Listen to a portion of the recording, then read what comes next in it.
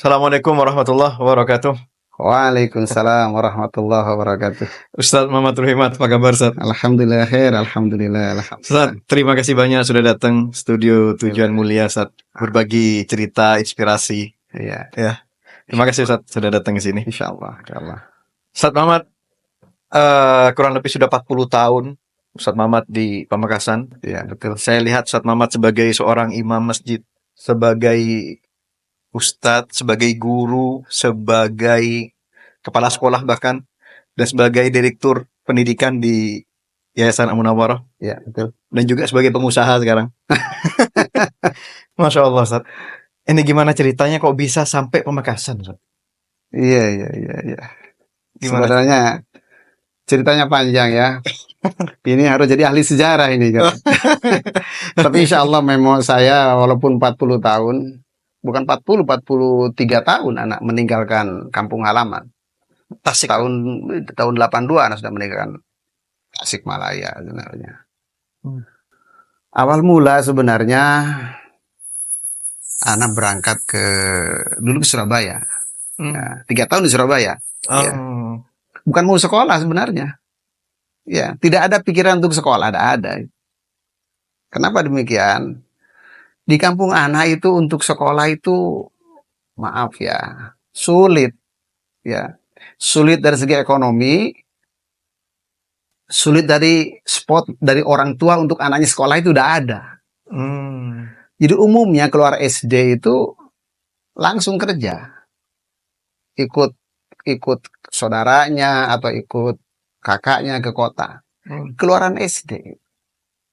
Jadi dari 4 kampung di daerah Ana itu yang sekolah SMP waktu itu cuma Ana. Yang lain tidak ada. Sampai ada istilah, Mat, mau apa sekolah? Camat sudah banyak katanya. Masih ingat anak kata-kata itu, masih ingat. Sampai sekarang masih ingat.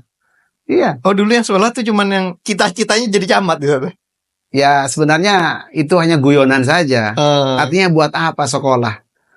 Pegawai itu sudah banyak, pengganti sudah banyak ya gitu. Tapi waktu itu sebenarnya anak bukan di SMP, di Sanawiyah sambil mondok. Ya, sambil mondok itu pun perlu perjuangan anak masuk pondok itu. Karena orang tua di bawah standar, jauh di bawah, tidak mampu nyekolahkan itu. Tidak mampu yang namanya mondok sambil sekolah itu tidak mampu. Dan betul hanya 1 bulan anak di pondok. Setelah itu keluar. Ya. Kemudian anak yang ngaji biasalah, berangkat sore, pulang besok pagi. Apa istilahnya ngalong ya. Jadi di rumahnya kiai kita tidur di masjid itu. Nah, keluaran SMP, anak baru berpikir ingin kerja. Karena diolok-olokkan oleh teman-teman. Teman-teman itu kalau hari raya pulang dari kota kan bawa oleh-oleh banyak. Bagi-bagi oleh-oleh. Nah, kita kan tidak punya tuh. Kita kan sekolah ya. Nah, jadi kita sudah punya cita, nanti saya mau kerja aja lah. Di luar ya, kerjanya di luar. Seperti orang lain gitulah. Biar bisa berbagi sama orang tua, sama saudara gitu. Qadarullah, tahun 82 anak berangkat ke Surabaya untuk ikut kerja dengan kakak. Kakak kan mindring lah.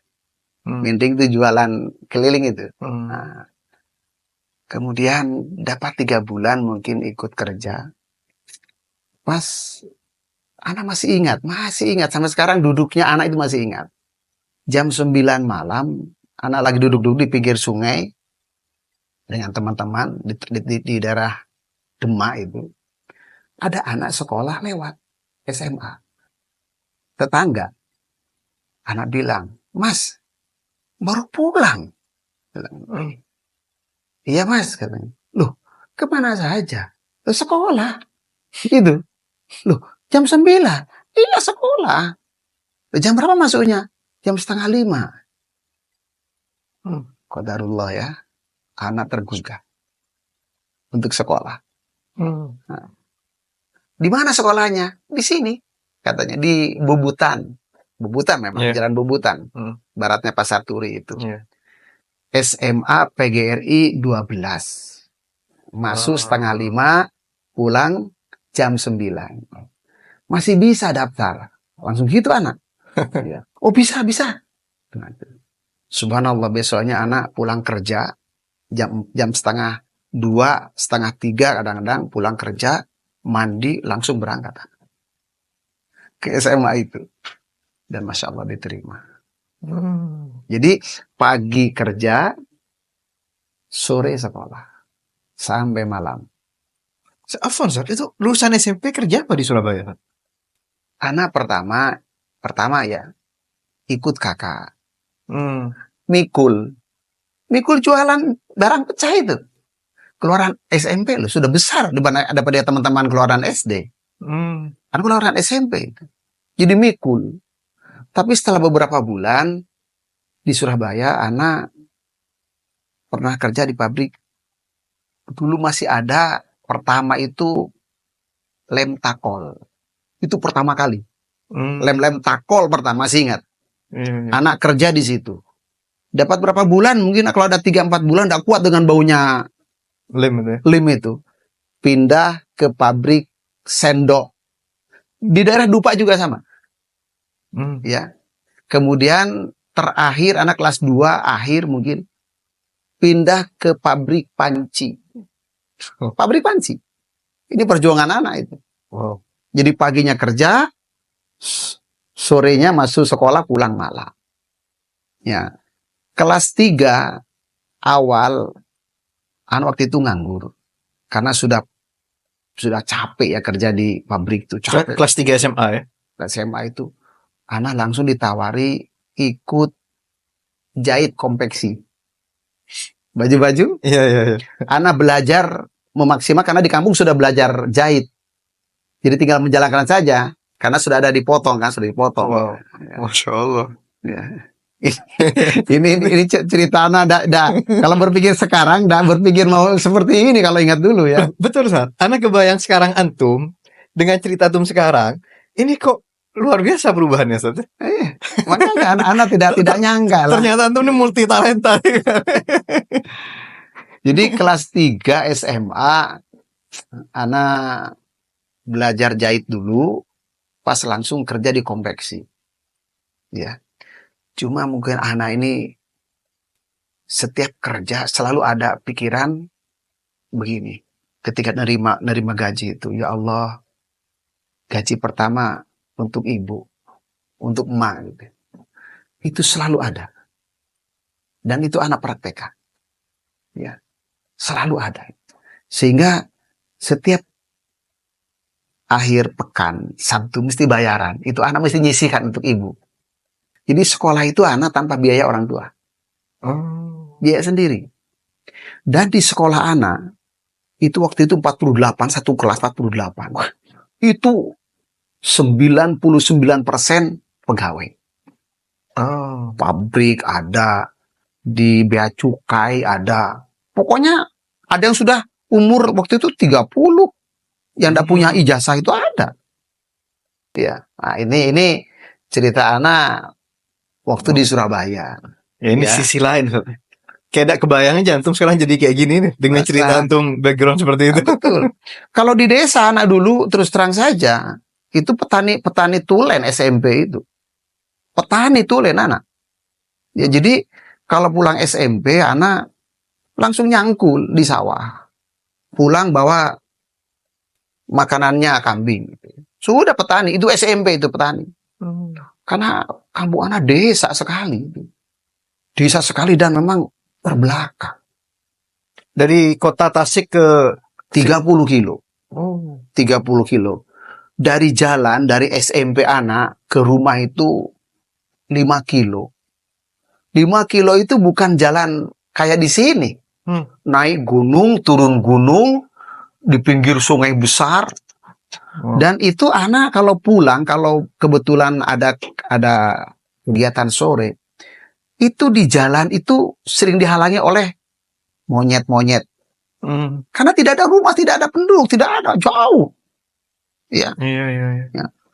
Babi, itu anak pernah waktu pulang sore-sore itu, babi itu celeng ya, bukan babi celeng, itu tengkar, sampai meraung-raung. Anak naik ke pohon, dari atas itu bilang ke kampung itu, Pak, jemput itu.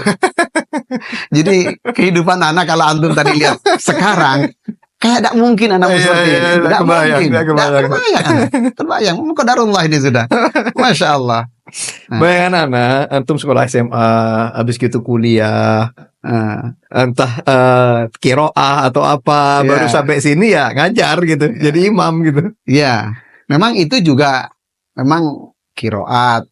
Jadi imam itu sudah anak dari kelas 5 SD sudah tampil di muka umum. Di kampung itu. Jadi kalau misalnya ada manten, ada imtihanan, mesti qorinya anak. Mesti. Jadi kalau kiai anak diundang acara apa, anak dibawa untuk qorinya. Itu mulai kelas 5. Wah, bakat. Iya, jadi sudah bakat anak, alhamdulillah punya bakat sedikit lah, suara mungkin lebih daripada yang lain. Di SMP ketika ada acara, anak mesti qorinya. Ya. Bahkan kalau di SMP ada acara sampai sore hari atau sampai malam hari, alhamdulillah anak imamnya anak. Dari SMP tuh? Dari kalau imam rawatib ya di kampung sudah jadi imam anak. Jadi ketika anak jadi qori, jadi kalau kiai anak misalnya sibuk, tidak ada imam atau gimana, mamat imam. Gitu. Di belakang masyarakat biasa ya. Jadi anak walaupun masih umur kelas 5, guru itu masih nyuruh anak jadi imam. Ya. Alasannya bacaan anak lebih baik daripada yang lain. Jadi kalau imam, qori memang ada bakat. Dan yang membina guru memang. Ketika SMP, ketika SMA, Masya Allah. Luar biasa. Anak kalau ingat itu luar biasa. Apa namanya? Perjalanan hidup. Ya. Ketika SMA, kan otomatis maghrib, isya kan di sekolah. Ya. Dan sekolah anak di lingkungan orang Madura. Yang taat beragama. Ya. Ketika maghrib itu guru sedang nerangkan, kita keluar, ditinggal guru itu. Luar biasa itu. Dan semuanya langsung keluar, laki perempuan keluar. Sholat maghrib. Jadi kita sholat maghrib berjam. Dan anak punya kebiasaan, kemana pergi anak, di samping sarung, kopiah hitam, itu mesti melekat. Di tas dibawa. Jadi sholat itu selalu pakai. Seperti wajib. Nah, itu. Jadi ketika SMA, pertama kali masuk, pas maghrib kita keluar semuanya sholat keluar dari sekolah. Ada masjid besar, itu masjid orang Madura itu. Jadi ketika teman-teman mendaulat anak menjadi imam, kan anak pakai kopiah. Iya. Ya waktu itu, maaf saja, suara anak masih Iyalah, ya, SMA kan, masih lumayan lah gitu, masih ringan. Masya Allah lah. Pas besok-besoknya itu ada orang ke sekolah, ternyata takmir masjid, menyuruh anak agar kalau maghrib dan isya lebih awal ke masjid. Untuk apa? Jadi imam. Ini SMA. Alhamdulillah. Masya Allah. Jadi guru kepala sekolah sudah paham. Ketika adzan anak langsung keluar. Yang lain ikut keluar. Jadi anak ngimami masyarakat itu pakai baju SMA seragam. Ya, selama 3 tahun. Alhamdulillah. Jadi kalau di sini jadi imam, anak tidak kaget. Karena sudah terbiasa di SMA. Tempat tinggal di Surabaya dulu di Dupak Tengah. Ada Masjid At-Thayyibah. Anak di situ, kalau tidak pas sekolah, misalnya malam Senin, tidak sekolah. Ya, karena Ahad malam Senin kan. Jadi maghrib isya di masjid anak itu. Di masjid kampung anak di Surabaya itu. Kalau Senin, Selasa, Rabu, Kamis, Jumat, Sabtu, itu di sekolah. Jadi imam. Kalau Ahad, karena tidak masuk sekolah, ngimami di At-Thayyibah itu. Masjid kampung ya. Masuk di kampung dia. Itu kalau imam gitu. Jadi masya Allah, alhamdulillah anak nggak nyangka ini. Segitu Ustaz. Masya Allah. Jadi perjuangan anak di SMA itu kalau ingat, tuh masya Allah. Jadi anak sekarang ini di sini tinggal bersyukur saja, bersyukur. Bahkan anak kalau ngisi-ngisi di pengajian di sini itu, saya paling bersyukur karena saya hidup di Pamekasan di Madura. Kok begitu sama kata? Iya. Setiap waktu berapa corong yang kedengaran adzan ke telinga saya. Saya tidak pernah kecuali di sini. Jadi kalau saya sampai tidak ke masjid, ini kebangetan kan. Jadi anak bersyukur di sini itu. Jadi kalau untuk jadi imam, jadi qori, di sini hanya mematangkan saja anak. Karena memang dari kampung sudah jadi qori anak. Di Surabaya itu karena anak tahu mereka kalau ngimami anak kan dilagukan. Sempat ngajar ngaji, ngajar qori di At-Thaibah itu anak. Tapi tetap anak paginya tetap kerja. Ya cuma alhamdulillah. Jadi karena anak membantu di At-Thaibah itu, di Masjid At-Thaibah dan masjidnya pinggir sekolah itu, ya sedikit banyak dapat tunjangan. Jadi untuk meringankan beban biaya itu alhamdulillah.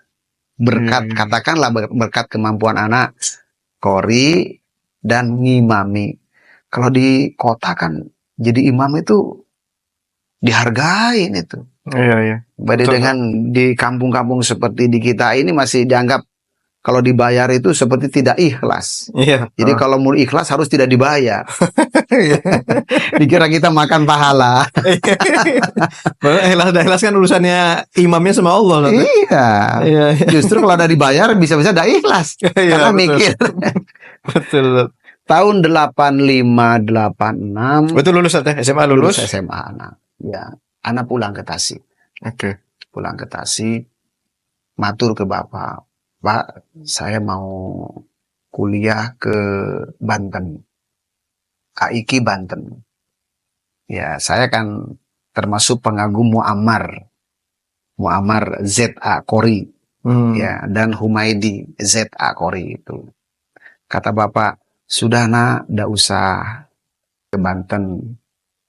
Kamu balik ke Surabaya saja. Di sana ada kakakmu kan. Jadi kamu bisa ada apa-apa dengan kakak. Kalau mau kuliah sambil kerja ya silahkan. Kalau kurang nanti bapak bantu. Cuma bapak minta nak ya, kalau cari ilmu itu 3 bapak minta. Saya masih ingat sampai sekarang. Almarhum ini benar-benar menitipkan. Tolong nak ya, kalau cari ilmu itu hindari perempuan. Artinya jangan pacaran. Ya. Yang kedua, jangan sampai ngerokok, nah. Jangan. Dan yang ketiga, jangan foya-foya, apalagi nonton film. Jangan. Sudah kamu belajar, sholat, itu nasihat bapak.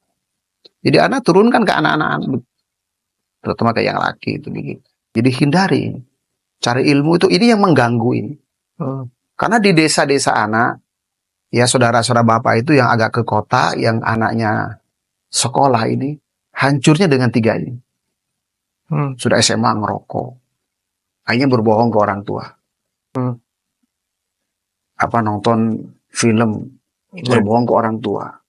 Sampai bapak saya bilang begini, wah adiknya bapak, anaknya di SPG, dikeluarkan oleh bapaknya. Karena apa?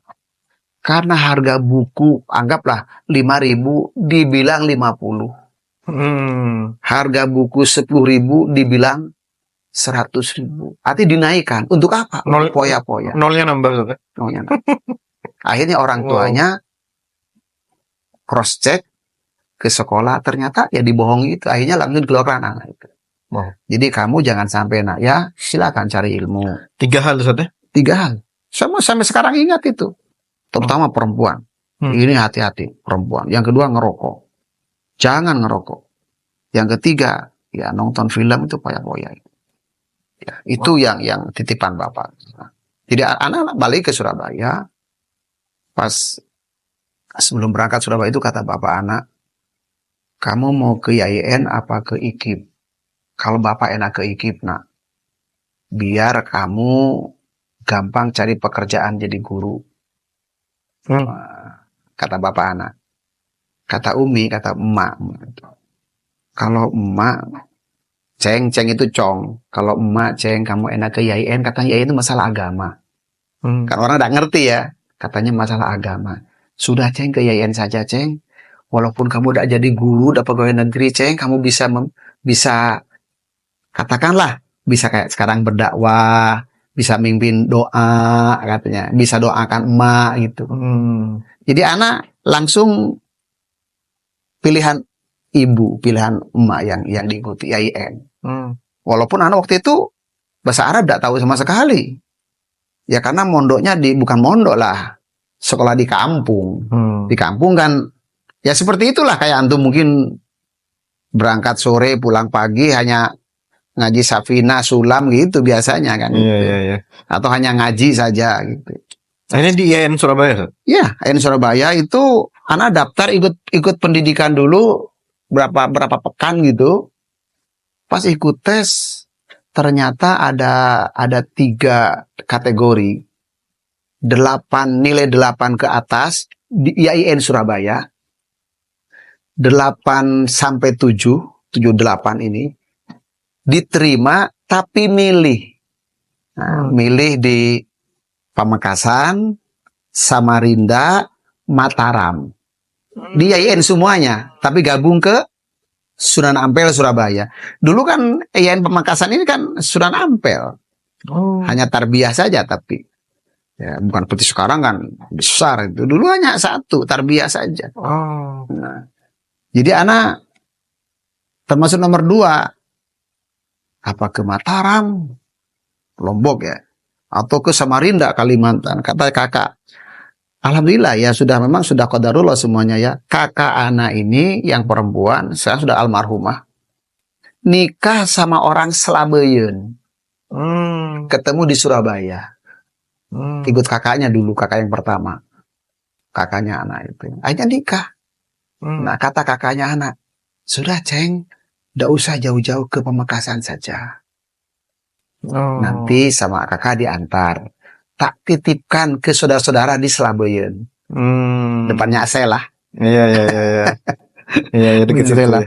Jadi anak termotivasi. Ya, alhamdulillah. Anak berangkat ke Pamekasan pertama kali ya di Begandan itu. Di Begandan. Mungkin tahun 2000 tahun 85 86 sampai 87 88 2 tahun. 2 tahun. Pas setelah itu anak ditarik ke asrama Departemen Agama. Nah, itu jadi waktu itu sebenarnya anak tidak berpikir ke asrama ya. Waktu itu anak di Begandan ini kan ada musola. Ada teman-teman satu kos itu 8 orang. Mesti anak didaulat untuk jadi imam. Jadi imam. Nah, habis jadi imam, teman-teman itu mohon maaf ya. Ya, naudzubillah tidak sombong. Kata teman, Mat, suaramu enak. Coba kamu qiraat. Nah, itu. Semuanya Allah yang menakdirkan ya. Anak qiraat. Pas, ya mungkin masih muda waktu itu ya, belum terganggu apa-apa. Iya. Suara itu. Memang anak yakin kan sekuat-kuatnya. Subhanallah.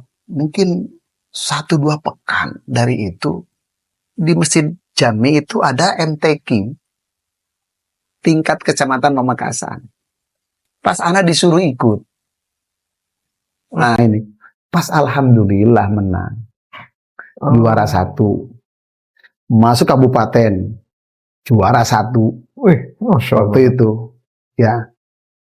Pas ketika Jawa Timurnya anak waktu itu masih dipending ya, karena masih lama itu. Pas ada tingkat SMA se-Jawa Timur. Nah, anak dikirim tapi atas nama SMA. Pada waktu itu sudah semester 2 anak.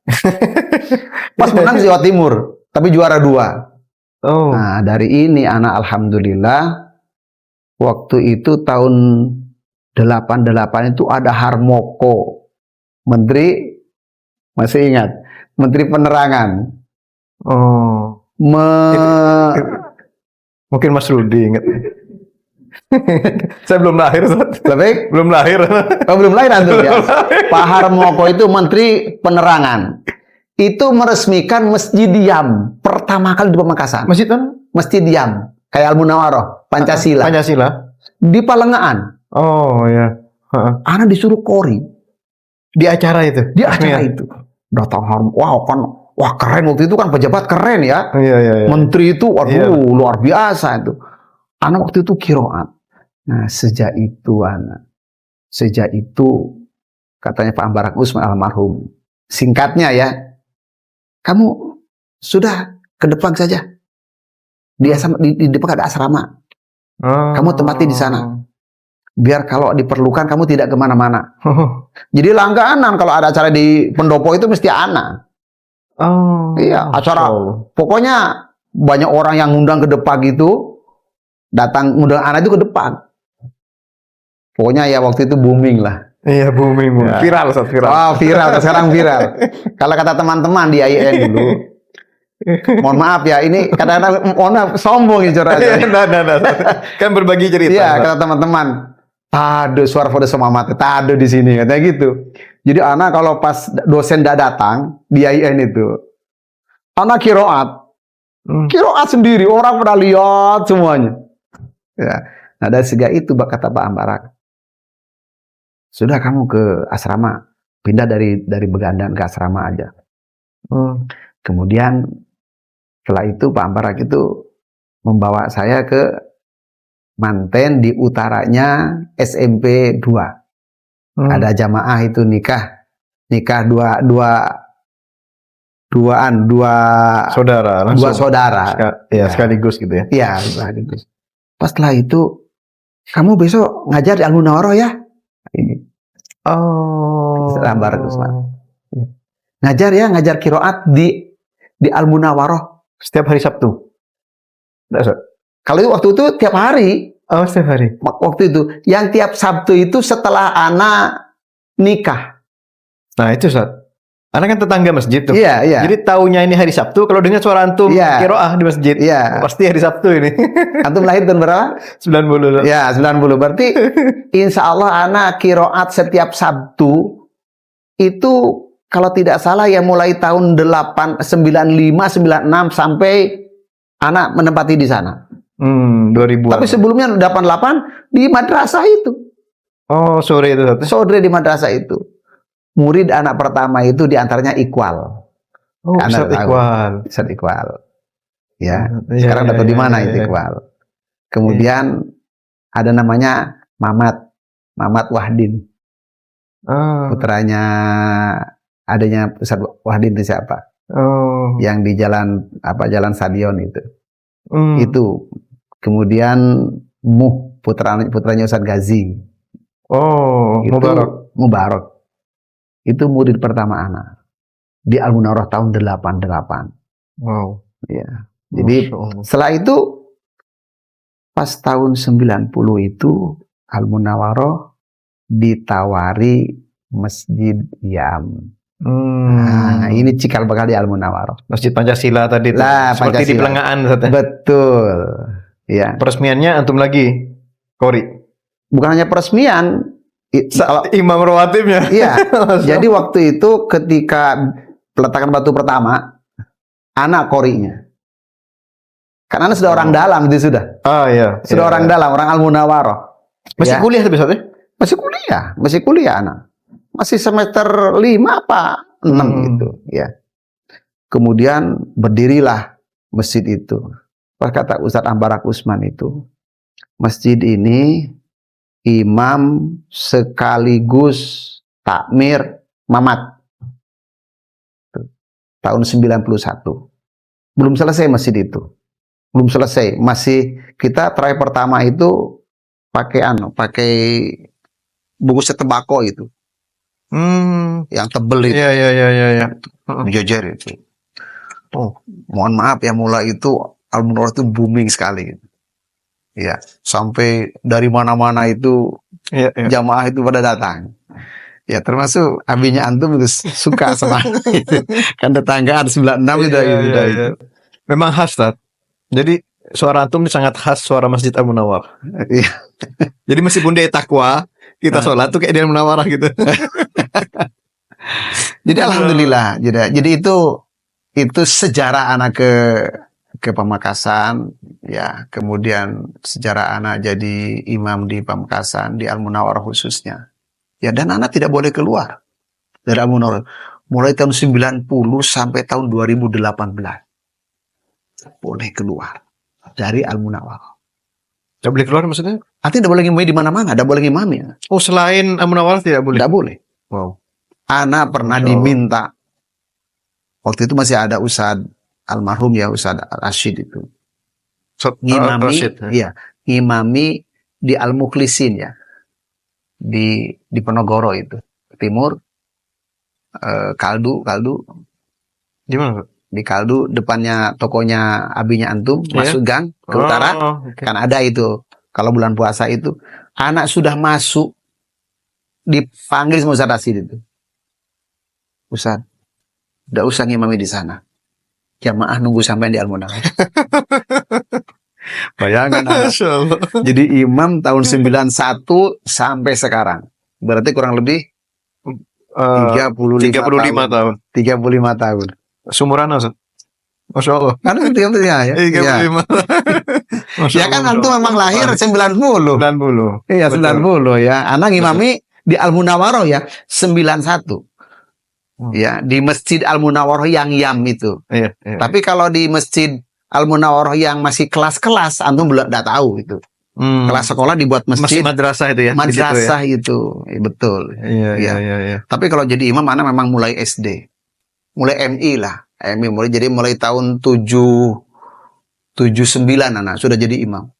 Bahkan kalau ada guru, kalau ada kiainya anak, mat, ayo mamat. Itu kelas 5 anak jadi imam. Ya, Insya Allah. Bakat, Ustaz.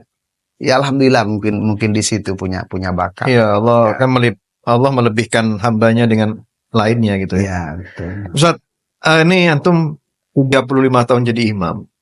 Bukan hal yang mudah, Ustaz. Betul. Antum punya jamaah sekian ratus jamaah yang seleranya beda-beda. Bahkan kalau Ramadan biasanya makmum nih nyari sholat yang paling cepat, Ustaz. Ya, ini kan kita dekat Ramadan ini. Ini gimana mensiasati ketika jadi imam, cepat atau lambat, pendek atau panjangnya surat, agar semua bisa menikmati sholat dengan khusyuk. Memang suka duka jadi imam itu, apalagi di lingkungan kita ya, yang orang-orangnya agak sedikit. Ya, gitu. Antum sendiri tahu kan? Iya, betul. Ya. Memang yang pertama, mereka bermakmum ke anak di Al-Munawwarah itu rata-rata tertarik dari suara dan lagu. Itu menurut informasi mereka dari veteran, ya. Kemudian bahkan daripada mau ada kalau terawih ke sini itu rata-rata begitu, ya. Karena ngimami waktu itu belum ada seperti sekarang. Sekarang kan sudah anak-anak alhamdulillah ya. Anak-anak kita sekarang alhamdulillah Masya Allah. Ya, lagunya macam-macam, Ustaz. Ya, lagunya macam-macam ya. Ada ikut Sudes, ada ikut Rashid itu, dan masih banyak itu. Mensiasati waktu itu anak begini. Cara ngimami itu. Karena memang kadang-kadang kalau panjang yang tidak suka panjang itu protes. Kalau anak pendek yang suka panjang protes. Jadi serba salah. Itu anak paham, maklum. Apalagi di lingkungan kita di sana. Yang imam itu udah dihargai dari segi akhlak ya, karena mungkin sudah akrab. Coba kalau roco bahasa itu roco. Coba kalau di desa anak seperti itu, apa digituin? Nggak kira. Oh, paling ini kiai, mesti begitu. Indah itu. Kadang-kadang mat malah macet lancung amat. Awal-awal anak sering tersinggung awal-awal. Sampai abinya antum pernah bilang begini. Ya mohon maaf ya, anak tak nyebut nama ya. Antum kerasan kumpul dengan mereka di sini kok kerasan gitu. Karena maaf ya, anak kan hafal lah gitu lah. Iya, iya, iya. Sementara mereka kan rocoknya tingkat tinggi kan. Iya, iya, iya. Ada yang bilang, kok pendek kelu malam ada apa? Nah, ada begitu. Ya. Iya. Jadi anak siasatnya begini. Tetap lagu menggunakan kadang-kadang pakai ros, pakai sika, kadang-kadang pakai apa namanya? Pakai hijaz, ya. Kalau awal-awal Ramadan, ya, anak agak panjang sedikit. Ya, agak panjang, agak pelan, bukan panjang, agak pelan. Agak pelan. Katakanlah tarawih itu 25 menit. Anggap pada anak setengah jam tarawih itu. Sama sholat isya-nya ya? Witirnya sama witirnya. Enggak, Oh, sama iya, witirnya. sama witir. Witir dengan tarawih. Ya, tanpa ceramah. Lain ceramah. Kalau sudah setengah ke atas, anak kadang 20 menit. Oh. Dicepatkan. Ya. Suratnya tetap, tapi dicepatkan. Bacanya lebih cepat, Ustaz. Lebih cepat. Ya, kadang-kadang Al-Fatihah itu Digabung semua. cuma 2 kali nafas. Iya. Sampai ada anak bilang, ada jamaah bilang gini ke anak, Sadamat, antum tahu hadis kudusinya tentang baca Fatihah itu? Ya. Setiap Ayat. ini hadis kudusi. Setiap ayat, Sadamat. Dan Allah menjawab setiap ayat itu. Kok antum mesti digabung? Kenapa? Itu pertanyaan yang sering terjadi di sana itu. Libelian lah bahasa kita, libelian. Jawaban saya enteng. Daripada saya panjang atau per ayat, kemudian jamaah meninggalkan Al-Munawaroh, saya dosa. Tapi kalau saya mewasolkan Al-Fatihah, bukan berarti kalau saya wasolkan Allah tidak menjawab. Saya bilang begitu ke orang itu. Mesti menjawab Allah itu. Ya. Bukan Bismillahirrahmanirrahim. Jawab. Kalau diwasol tidak jawab. Bukan. Sebab kalau mereka pergi dari masjid kita gara-gara saya imam kepanjangan, dosa saya. Saya bilang begitu. Jadi ayat-ayat yang saya bawakan kadang-kadang, misalnya surat At-Tin, rakaat kedua Qul Huwallah. Rakaat ketiga misalnya Al-Zalzalah. Kemudian rakaat keduanya, keempat Qul Huwallah.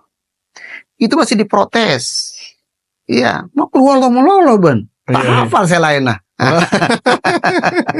Itu dibawakan di akhir-akhir. Di akhir-akhir, katakanlah 10 terakhir. Tuh. Ini suka duka. Tapi kan malah Rasulullah mengencangkan sabuk di 10 terakhir.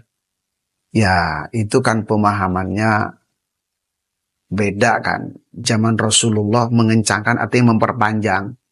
Itu lihat di belakangnya siapa. Kan begitu toh? Di belakangnya siapa? Abu Bakar, Siddiq, Umar bin Khattab ya. Iya. Kalau katanya Sayyidina Ali, ya zaman begitu bagus uang jamaahnya. Iya, Abu Bakar, Siddiq, Umar bin Khattab ya. Sementara yang di kita ini ada yang ya perlu dimaklumi lah.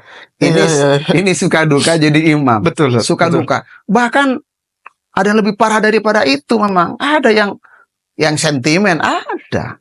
Tapi kita ada backingan dari yayasan. Artinya backing itu sudahlah jangan didengar. Kalau mengikuti semua keinginan ya ada selesai. Ya ada selesai. Kalau memang kita sudah berupaya untuk cukup untuk orang yang sakit, untuk orang yang keburu, untuk orang yang capek. Misalnya dengan 20 menit ini taraweh tok misalnya. Kalau mereka masih pergi, kita tidak berdosa. Tapi kalau sampai misalnya taraweh tok setengah jam, witir 10 menit misalnya, ceramahnya pas. Makanya anak lihat-lihat di Al-Munawaroh ini, maaf ya kan anak jadi imam di Al-Munawaroh ini tarawih mulai tahun 91 sampai 2018. Kalau tidak salah. Full ya? Full anak. Pokoknya apa 2016 setelah ada peristiwa ya, ada peristiwa anak mau itu anak semuanya, ya. Jadi Isya tidak ada pembagian, imam, Bukan tidak seperti ada. sekarang ini, Ustaz. Oh, tidak seperti sekarang. Selalu anak, makanya anak tidak boleh keluar, tidak boleh keluar itu. Oleh beliau itu almarhum Allahumma yarham Ustaz Rasyid itu tidak boleh keluar.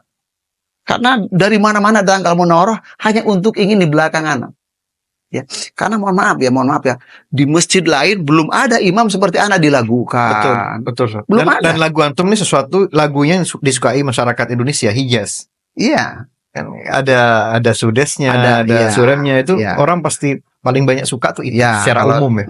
Kalau sekarang saya kadang-kadang menggunakan lagu Sudes, kadang-kadang menggunakan lagu Rashid. Misalnya Rasul. Ya, Mas Rashid itu.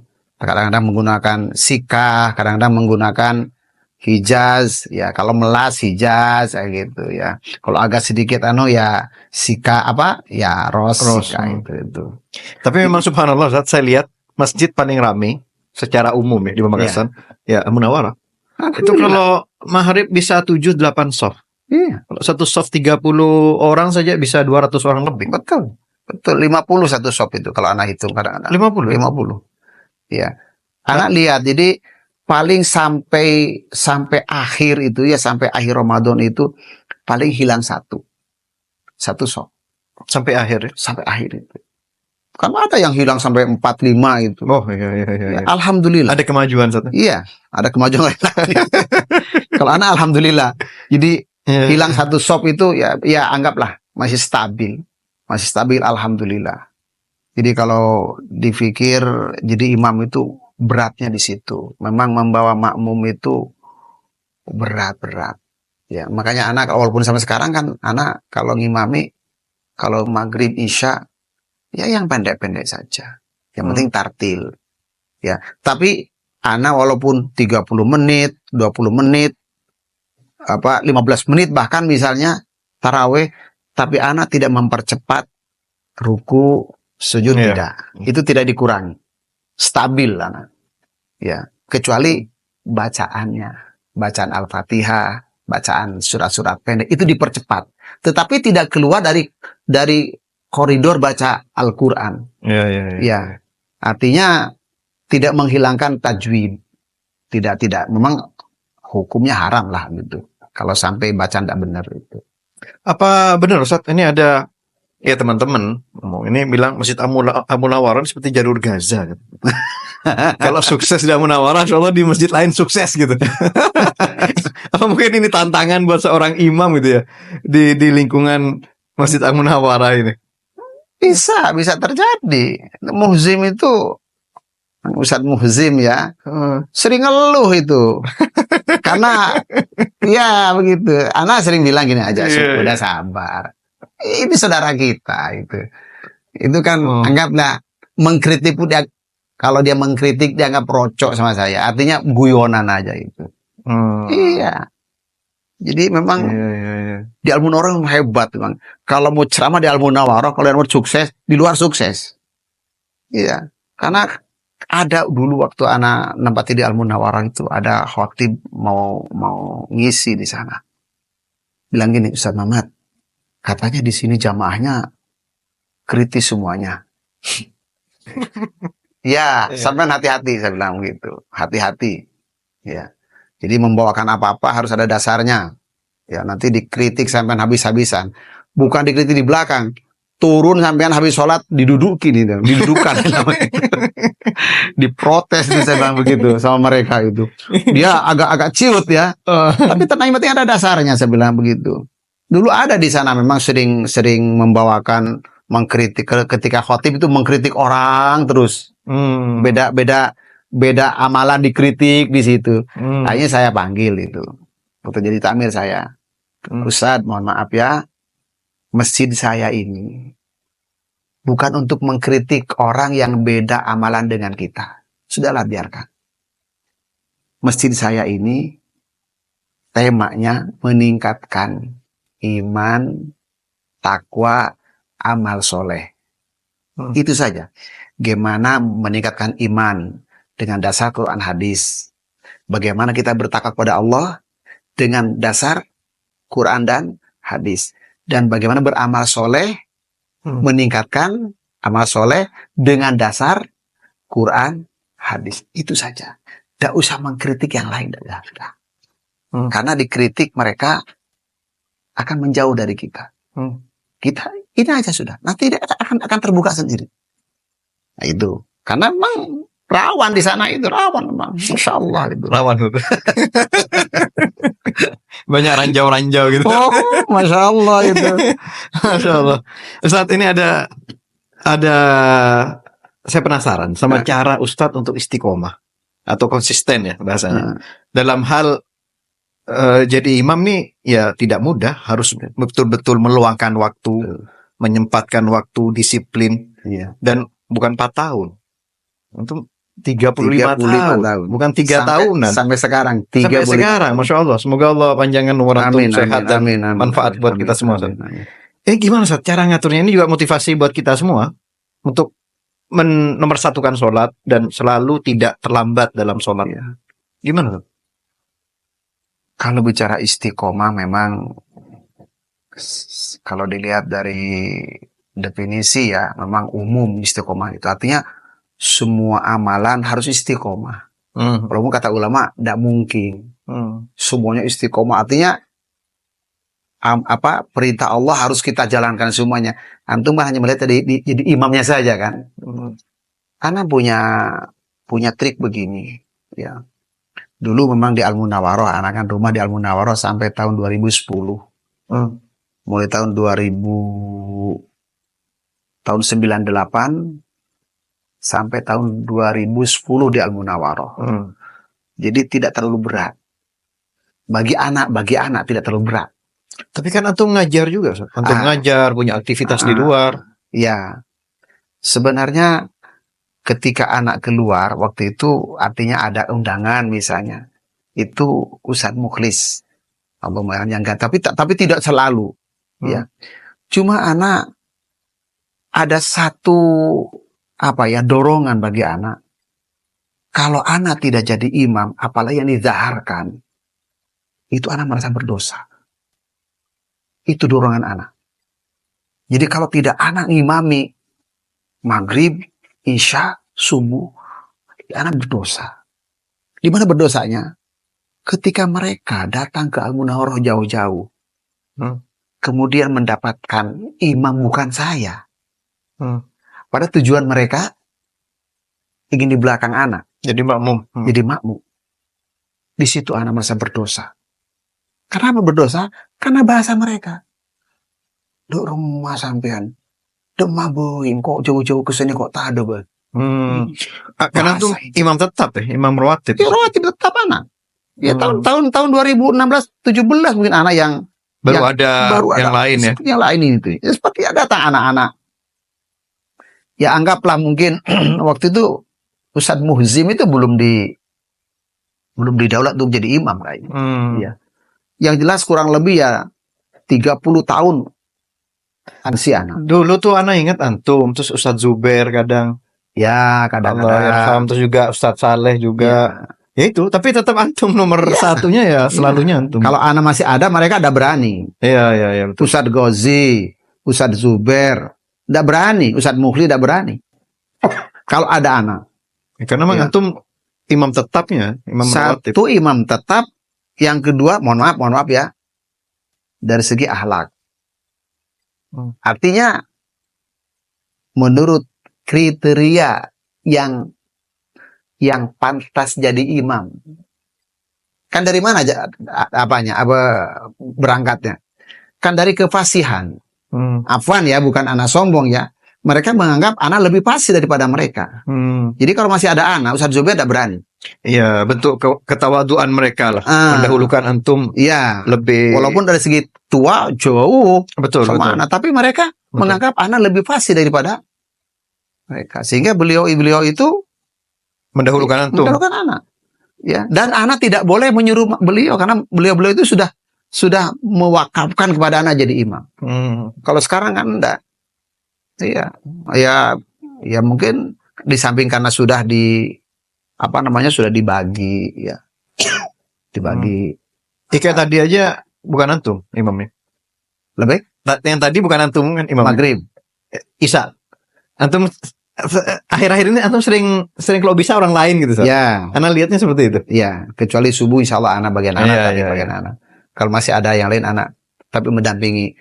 Satu, anak sudah tua, yang kedua anak ingin mengkader lah, mengkader. Kalau masih ada, terutama tapi yang anak suruh mengganti anak itu seperti tadi Farhan, anak lihat tajwidnya ya lumayan lah, enak, walaupun ada beberapa makhraj yang perlu diperbaiki. Tapi kalau dari segi keumuman yang penting makhraj itu beda. Seperti bo dengan zo. Ya, qadha, jangan qadha. Nah, seperti itu. Jadi ada beda qadha. Nah, begitu. Tidak sembarang anak nyuruh. Kalau tidak ada, tadi sebenarnya anak mau jadi imam. Nah, karena anak takut terlambat ke sini dan Farhan juga ada dan dia juga mau anak ganti. Tapi kalau dulu udah ada anak terus selama kurang lebih ya 35 tahun sampai sekarang 30 tahunan lah. Ya. Tapi sampai sekarang, Ustaz, antum tetap istiqomah jadi Ya, imam. alhamdulillah. Apa kiatnya? Dulu kan memang wajib. Sekarang kan sudah kewajiban antum, ada jadwal yang antum memang diharuskan gitu. Ya harus. Tapi Dulu sekarang banyak pengganti kalau tidak. Nah, Ya. apa motivasi untuk antum tetap istiqomah apa? tetap ada dari orang itu, dari orang. Jadi kalau anak tidak jadi imam, bahkan ada, bukan ada ya, di Al-Mudawarrin ada yang tahu anak imam. Di mana sekarang Imam Sulaiman? Oh, di Takwa. Ngincer ketakuan. Wallahi. Tahu. Ya, selamat. Malam Selasa kan selamat kan malam Rabu kan di Takwa.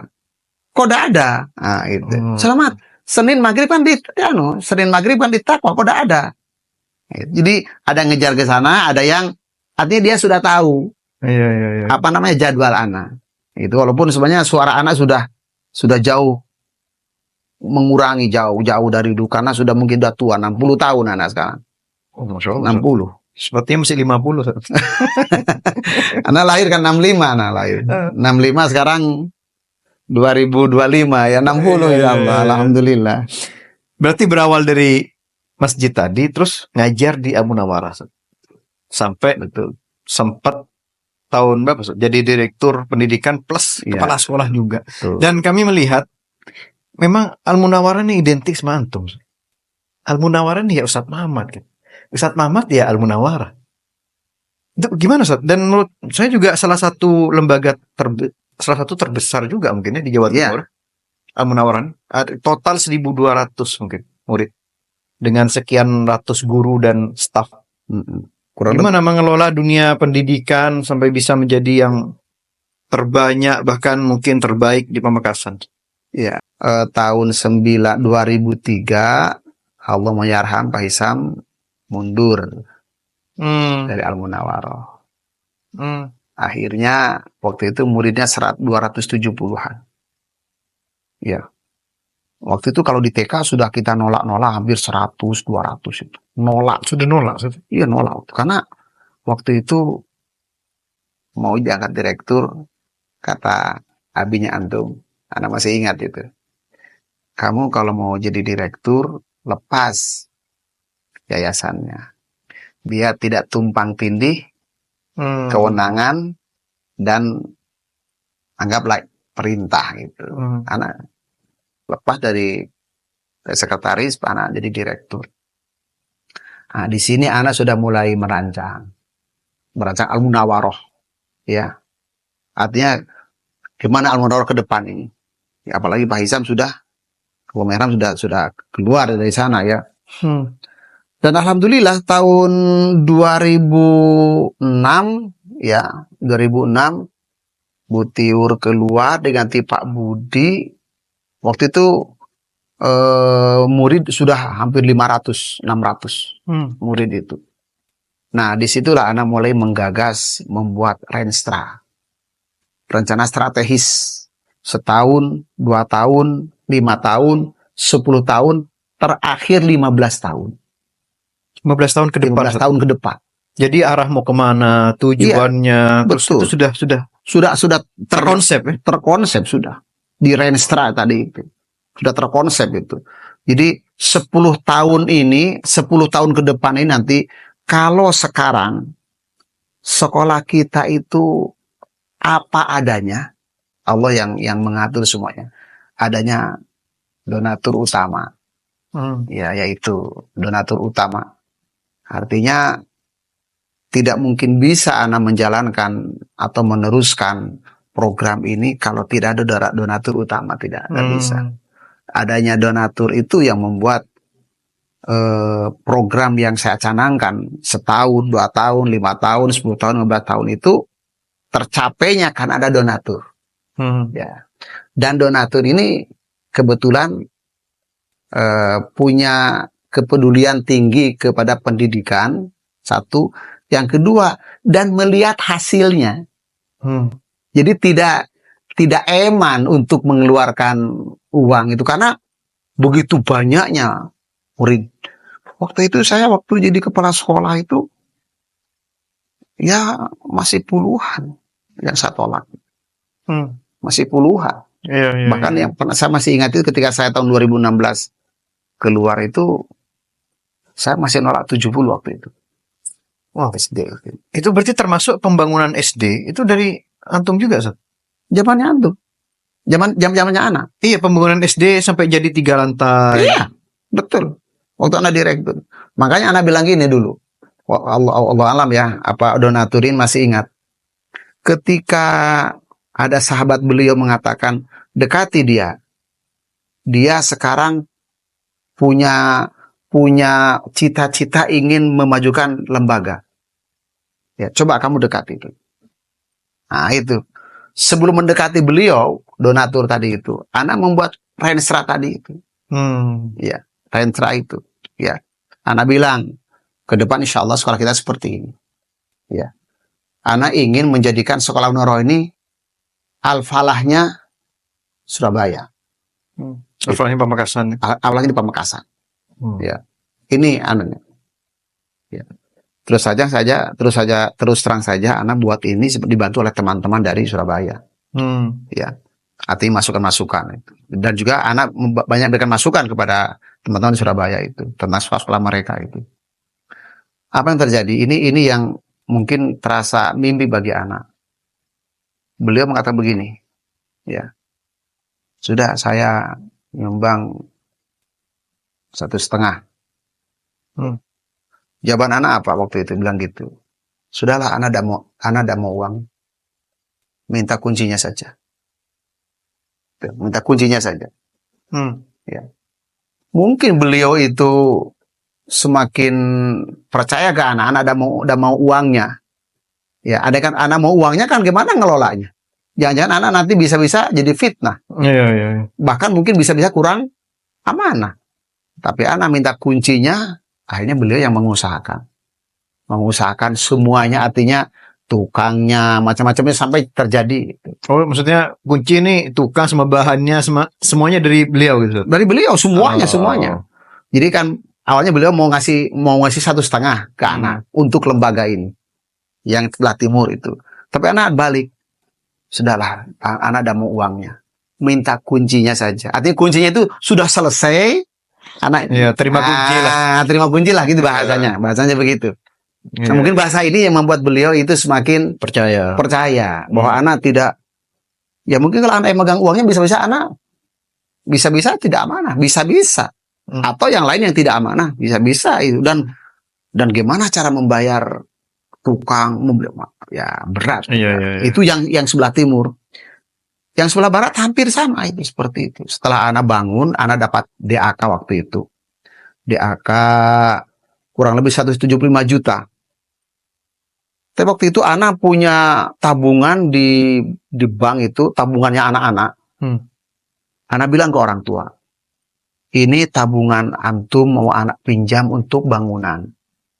Ya, nanti ajaran baru anak kembalikan. Dan insya Allah antum dapat pahala dari ini nanti. Dan Masya Allah mereka berlomba-lomba untuk nabung itu. Sehingga anak waktu itu membangun yang bawah itu habisnya 470 juta. Dananya padahal cuma 175 dari pemerintah. Ya. orang tua itu begitu senang. Bahkan ada komisi C itu, karena anak dapat DAK, melihat meninjau lah. Ini kok tidak sesuai dengan. Kok jadinya lebih gitu ya? Lebih. Anak bilang, ini model bantuan ke swasta seperti ini. Jadi kalau ke swasta disumbang 200, bisa jadi 500. Nah, kalau di negeri mungkin sebaliknya. Jadi dia kaget itu. Dan alhamdulillah setelah lantai pertama selesai, anak matur lagi ke donatur itu. Ke donatur matur lagi. Ini mau diteruskan enggak ke lantai 2, lantai 3. Sudah saya itu, saya masih ingat tuh, habis 960 juta. Bukan ribu loh ya. Hampir 1 miliar. Saya hitung dengan anunya semuanya itu. Kata beliau itu, ya sudah. Ayo kita mulai lagi. Bangun lagi. Yang barat lantai sampai lantai 3. Jadi semuanya memang sudah Allah yang mengatur. Jadi anak diberi kemampuan untuk memplanning, ya, merancang. Ini dari segi prasarana dan sarananya ya. Kemudian tentang guru, ya anak juga sama. Ya. Jadi setiap pekan anak bina keagamaan. Pekan kedua dibina tentang pembelajaran. Kemudian pekan ketiga guru-guru kumpul per KKG. Agama-agama, bahasa-bahasa. Kemudian pekan keempatnya akhir bulan evaluasi selama anak jadi kepala sekolah.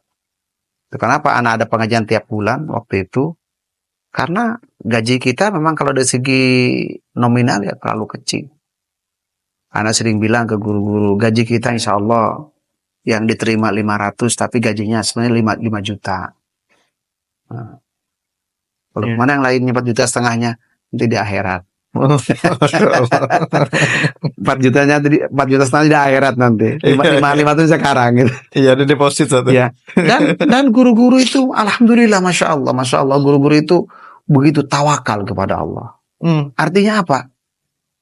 Uang yang menurut kita tidak cukup bisa cukup. Ya. Jadi anak sering bilang ke guru-guru itu, kita ini kerja di sini membantu agama Allah. Kepentingan kita tentu akan dibantu oleh Allah. Anak contohkan, saya bisa, mohon maaf ya, waktu itu belum punya rumah saya, bisa nguliahkan anak macam-macam itu dari keluar semuanya. Kalau gaji tidak cukup. Jadi kalau dihitung nominal gaji ini tidak masuk akal. Tidak masuk akal. Dan memang bahasa saya ke guru-guru, ke teman-teman itu,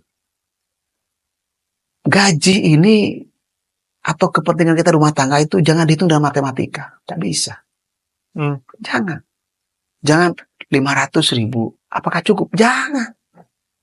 Sudahlah, intan surullah saja terus. Tolong agama Allah. Makanya anak waktu itu sangat disiplin kepada gurunya, disiplin. Kalau 5 menit terlambat masuk ke sekolah, ke kelas terutama, berapa dosa yang sampean tanggung? 5 menit. Jangan setengah jam, 5 menit. 5 menit kita bisa ngajarin anak tentang tauhid misalnya. Contohnya tentang sholat. Nah, tadi malam sholat enggak. Karena waktu itu anak pada guru-guru itu ketika masuk, baik guru matematika, IPA, IPS, semua guru harus menanyakan tentang sholat. Akhlak kepada orang tua. Makanya anak di Al-Munawwarah itu semua guru disebut ustad. Harus guru agama, ustad. Kenapa? Sebab dia guru agama harus mendidik bukan mengajar. Kan begitu ya. Dia posisinya mendidik bukan mengajar. Nah, ketika ngajar di kelas, dia guru agama yang anak beri kewenangan mengajar matematika. Guru agama diberi kewenangan mengajar IPS. Makanya guru-guru kami ini semuanya waktu itu bisa ceramah karena memang disuruh ceramah. Meskipun guru matematika, ustaz. Iya. Jangan matematika, apalagi basicnya dia pernah misalnya madrasah. Guru olahraga yang tidak kenal madrasah, misalnya, bisa ceramah. Dan ya karena kita ajarin lah, bisa ceramah karena memang guru agama. Ya, jadi semua di Al-Quran guru pendidik, apakah itu satpam, cleaning service, semuanya guru agama. Begitu. Jadi kita di situ membimbing guru-guru itu begitu mudah. Ya, karena dasarnya adalah agama. Iya. Dan panggilan ustadz tuh mau tidak mau menjadi tameng buat dirinya, Ustaz. Betul. Saya ini ustadz gitu. Betul. Saya teladan. Betul. Harus bisa jaga diri gitu ya. Iya. Di luar saja dengan panggilan ustadz, ustadzah, ada yang di guru kami dulu ketika masuk sekolah saja dia pakai kerudung. Di rumahnya, di kampungnya ada kerudungan. Nah, setelah dipanggil ustadzah, termotivasi untuk pakai kerudung. Karena kita ustadzah. Dan memang harus jadi guru agama semuanya. Karena di lembaga Islam ya. Lembaga Islam. Betul. Nah, Ustaz, tadi kan kalau kepercayaan donatur ke antum itu kan karena personal. Betul.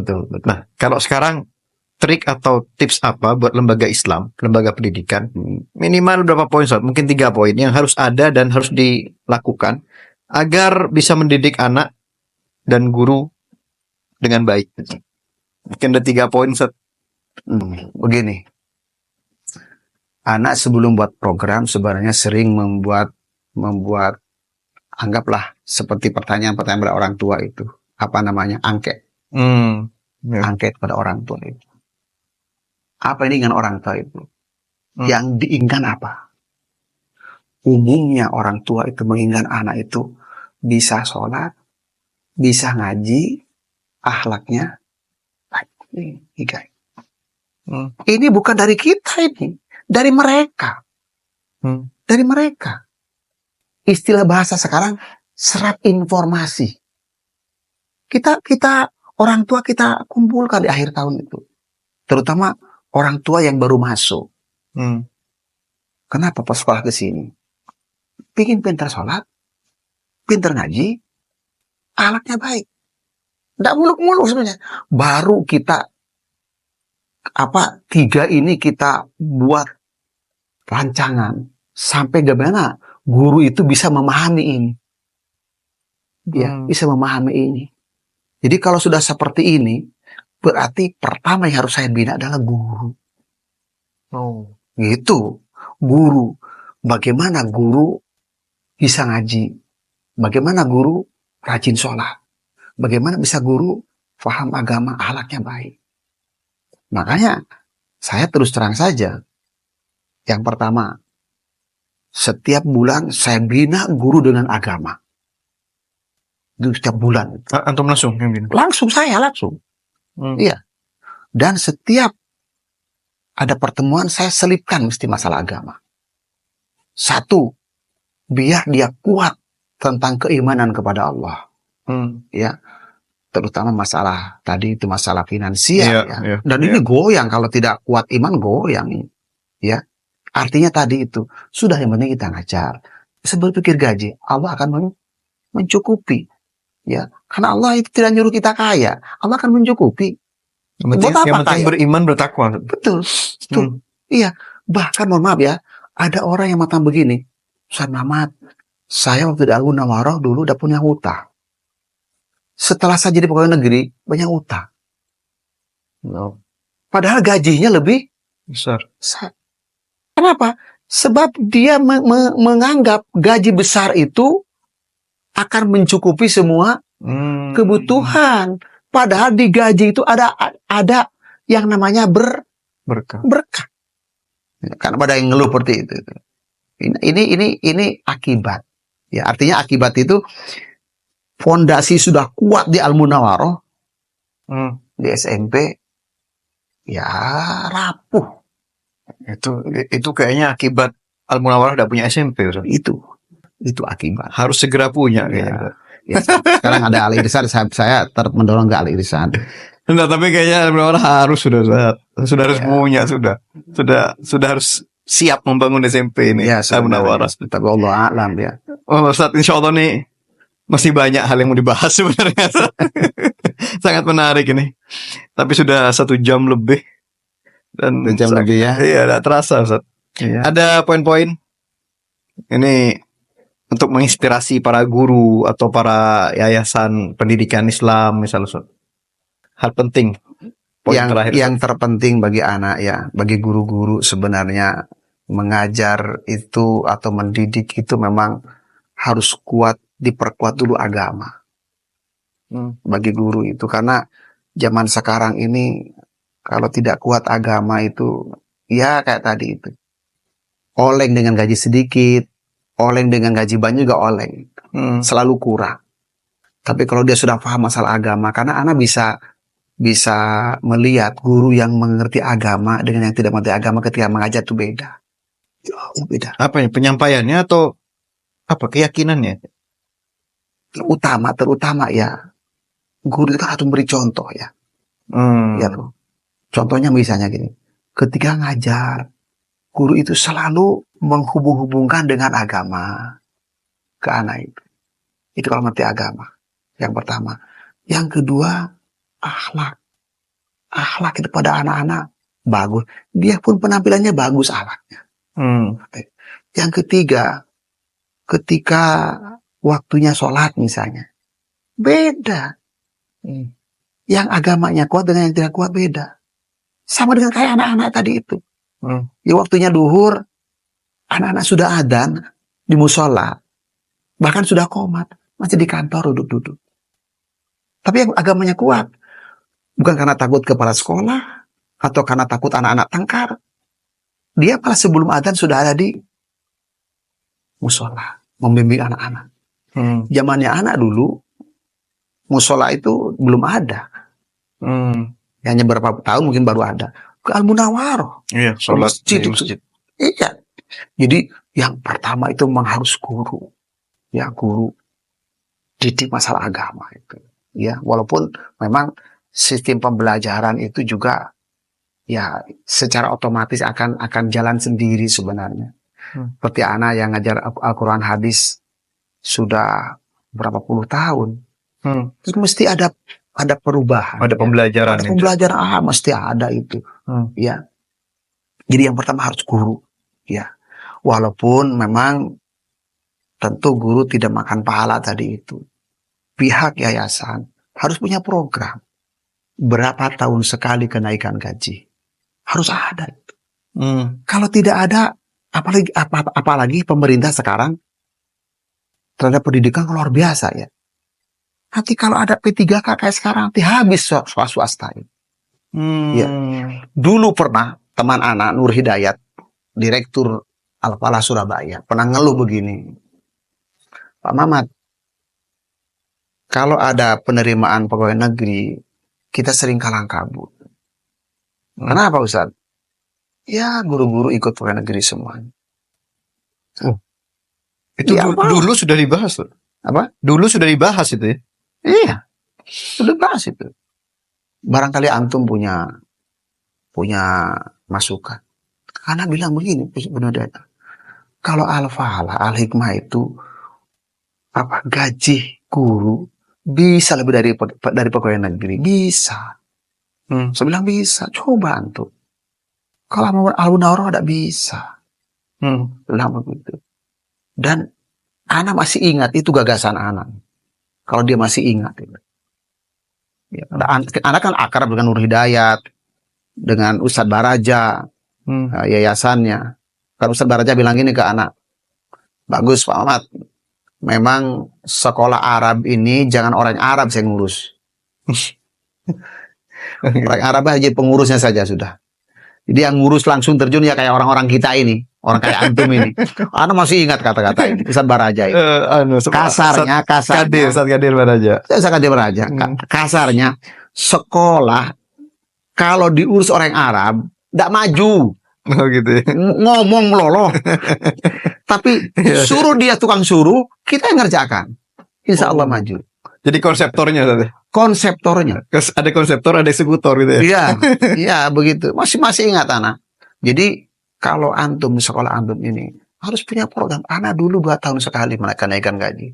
2006, 2008, pas sejak itu sampai sekarang tidak ada. Hanya beberapa tahun lalu ada mungkin. Jadi harus ada, harus guru itu punya masa depan yang jelas dari lembaga itu. Sekarang kalau misalnya antum menaikkan gaji per 3 tahun 20% misalnya, kan guru sudah bisa mengira-ngira.